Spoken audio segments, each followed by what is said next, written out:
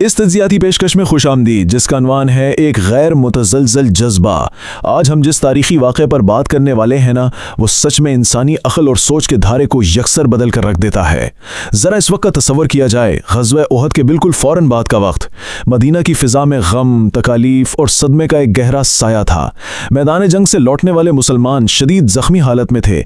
70 के करीब जलीलुल क़द्र सहाबा शहीद हो चुके थे और हर तरफ कुर्बानियों के अनमिट निशानात थे। एक इंतहाई संजीदा और बोझल सा माहौल था। लेकिन देखें, ये सिर्फ तारीख के औराक या किसी आम जंग की दास्तान नहीं। आज हम इसी पर तफसील से बात करेंगे और देखेंगे कि कैसे एक गैर मुतज़लज़ल जज्बा हर तरह की जिस्मानी तकलीफ और रूहानी दुख पर भारी पड़ जाता है। दरअसल ये इस्तिक़ामत की एक ऐसी कहानी है जो बज़ाहिर बिल्कुल नामुमकिन नजर आती है, जहां इतने दर्द के बावजूद एक ऐसा कदम उठाया गया जिसने तारीख का रुख ही मोड़ दिया। अब यहाँ एक बहुत ही हैरानकुन सवाल पैदा होता है। जरा इस लम्हे पर गौर किया जाए, होता क्या है जब एक जंगजू जो भी ग़ज़वा उहद के गहरे और रस्ते हुए जख्मों से ठीक तरह संभला भी ना हो, वो दोबारा बिल्कुल सीधा मौत के जबड़ों में छलांग लगा दे। तारीख के इस दौर को अगर गहराई से देखा जाए तो एक बहुत ही अजीब मंजर सामने आता है। अबू सुफियान की क़ियादत में मक्का की फ़ौज जो बज़ाहिर फ़तेहयाब होकर लौट रही थी, वो अचानक रास्ते में रुक जाती है। उन्हें ख्याल आता है कि भाई, मदीना को तो मुकम्मल तरह पर फतेह किया ही नहीं और मुसलमानों की ताकत को जड़ से उखाड़ा ही नहीं, तो वो वापसी का इरादा करने लगते हैं ताकि एक हतमी और फैसलाकुन हमला कर सकें। अब ऐसे संगीन हालात में एक जख्मी साहबी के सामने एक नामुमकिन और जानलेवा इंतखाब मौजूद है। जब जिस्म निढाल हो, खून बह रहा हो और एक नया, पहले से कई ज़्यादा खतरनाक दुश्मन सर पे खड़ा हो, तो क्या कदम उठाया जाता है? ये सूरत हाल दरअसल इंसानी हिम्मत और बर्दाश्त की आखिरी हदों को जांचने के मुतरादिफ थी।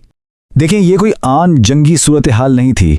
कुछ इंतहाई तल्ख और दिल दहला देने वाले हक़ाइक़ बिल्कुल सामने खड़े थे। मौत का यकीनी और फौरी ख़तरा एक बार फिर मंडला रहा था। जिस्मों पर उहुद के ताज़ा और खुले हुए ज़ख्म मौजूद थे, जो अभी भरना तो दूर की बात, उनसे खून तक नहीं रुका था। और इन सब के बावजूद हमराउल असद के मकाम की तरफ पेशकदमी का एक नया मिशन सर पर था। इस मिशन की सबसे सख्त शर्त मालूम है क्या थी? शर्त यह थी कि इसमें सिर्फ वही लोग शामिल होंगे जो एक दिन पहले उहुद के मैदान में लड़ चुके थे। जिस्मानी लिहाज से देखा जाए तो ये शदीद तरीन दर्द का मकाम है। जख्मों की तकलीफ नाकाबिले बर्दाश्त है, सफ़र की थकन है और जान जाने का खौफ है। लेकिन यही वो मकाम है जहां जिस्मानी कमज़ोरी एक अजीम मकसद के सामने अपने कड़े तरीन इम्तिहान से गुजरती है। और यहीं पर एक बहुत बड़ा और हैरत अंगेज़ तज़ाद उभर कर सामने आता है। मतलब एक तरफ तो वो जिस्मानी अज़ाब है जिसका शायद तस्वुर भी महाल है, ताज़ा खुले ज़ख्म, टूटी हुई हड्डियाँ और मौत का हर पल बढ़ता हुआ ख़तरा। और दूसरी तरफ एक बिल्कुल मुख्तलिफ और बढ़तर ताकत उभरती है, एक इंतहाई मजबूत ईमान और खालिस्तन अल्लाह और उसके रसूल के लिए सब कुछ छोड़कर निकल खड़े होने का बेपनाह जज्बा। तारीख बताती है कि सहाबा इकराम एक दूसरे का सहारा लेकर लड़खड़ाते कदमों के साथ निकल खड़े हुए। ये ईमान और यकीन उन ताज़ा ज़ख्मों से कई गुना ज़्यादा ताकतवर साबित हुआ। ये सिर्फ तलवार की जंग नहीं थी, बल्कि ये यकीन की वो अजीम ताकत थी जिसने ज़ाहिरी दर्द और थकावट को मुकम्मल तौर पर शिकस्त दे दी थी। अब कहानी यहाँ ख़त्म नहीं होती। हालात तेज़ी से एक नया और ख़तरनाक मोड़ लेते हैं। दुश्मन खामोश नहीं बैठा था। अबू सुफियान की फ़ौज, जो तादाद और साजो सामान में वैसे ही कई गुना ज़्यादा थी, एक नए और जानलेवा हमले की भरपूर तैयारी कर रही थी।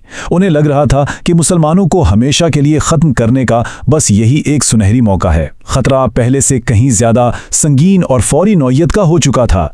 ये एक ऐसा सनसनीखेज़ मोड़ था जहां बज़ाहिर यूं लगता था कि ज़ख्मी और थके हारे मुसलमानों के लिए अब बचाव का कोई रास्ता नहीं और एक बहुत बड़ी ताज़ा दम फ़ौज पूरी ताकत के साथ हमलावर होने के लिए तैयार है।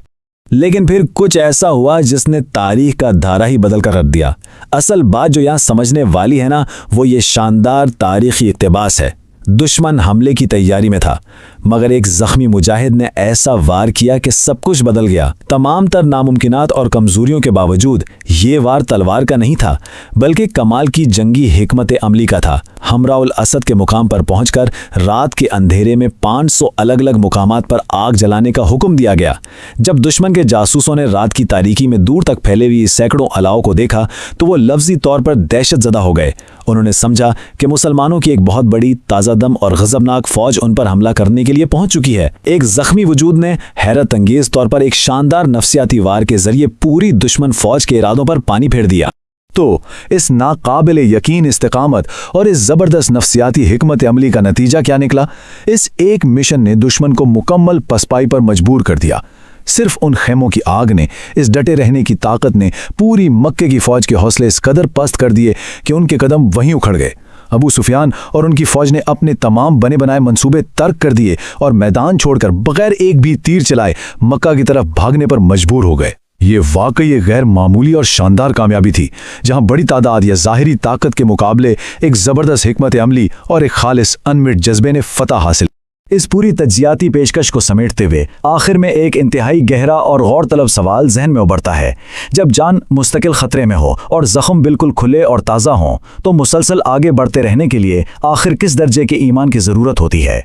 ये वाकई एक ऐसा सोचने का मकाम है जो इंसान को इस नाकाबिल तस्खीर और गैर मुतज़लज़िल ईमान की ताकत पर हैरान कर देता है। ये महज तारीख़ का कोई पुराना वाक़या नहीं, बल्कि एक ऐसा सच्चा जज्बा है जो रहती दुनिया तक के लिए अज़्म, हिम्मत और अक़ीदे की एक लाजवाल मिसाल बनकर हमारे सामने मौजूद है।